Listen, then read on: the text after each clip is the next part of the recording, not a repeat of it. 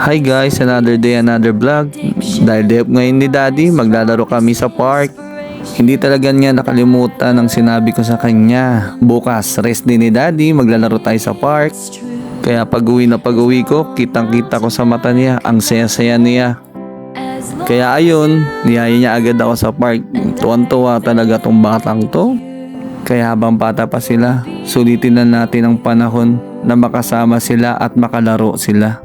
Dahil di habang buhay bata sila, darating ang panahon at lalaki sila at magkakaroon ng sariling pamilya. Pati yung nanay, excited na rin maglaro. Kala mo bata oh. Nandito na po kami sa aming munting clubhouse. Pero yung bata ako, dati, parang gusto ko nang maging matanda. Yun, kasi parang ang astig niya. Pero ngayon parang gusto ko na maging bata.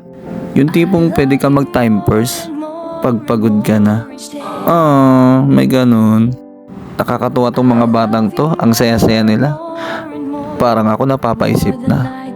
Ako kaya, maglalaro din kaya ako? Pero ang saya ko dahil nabigyan ko siya ng oras. Kaya habang siya ay nayakap ko pa, nakakausap, nakakasama, bibigay ko ang aking oras. Dahil mabilis lang ang panahon. Darating ang oras. May kanya-kanya silang mundo. Tapos ang aking oras, limitado na lang.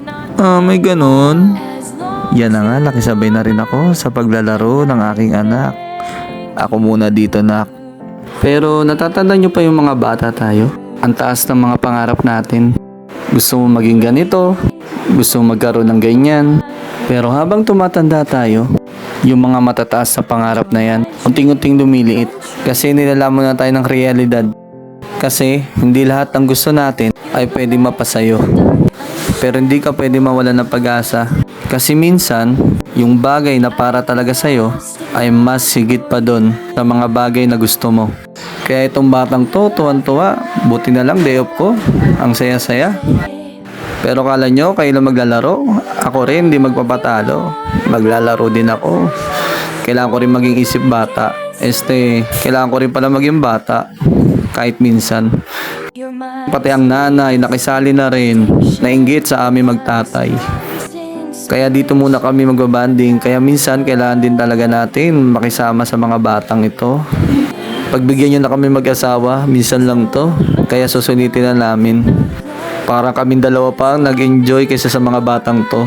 Tuwang-tuwa kaming dalawa. Parang banding na rin namin kasi itong dalawa. Hirap talaga pag low budget pero okay lang. Ayos lang. Naging masaya naman kaming dalawa dito. At ang aking anak.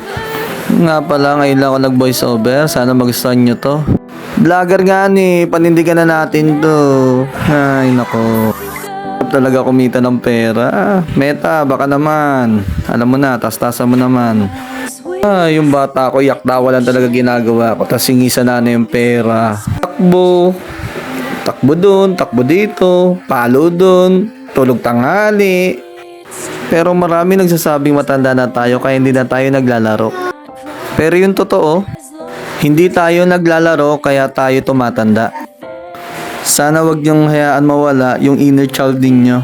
Tayo maging isip bata. Dapat pusong bata. Para kahit gaano kaliit, gaano kababaw, kahit gaano kawalang kwenta sa iba, ang importante, makahanap tayo ng dahilan para maging masaya. Vlogger nga ni. Maraming salamat sa matyagang panonood. Vlogger nga ni. Please like and follow and leave comment below. Vlogger nga ni. Ang bawat bata sa ating mundo ay may pangalan, may karapatan. Tumatanda ngunit bata pa rin ang bawat tao sa ating mundo.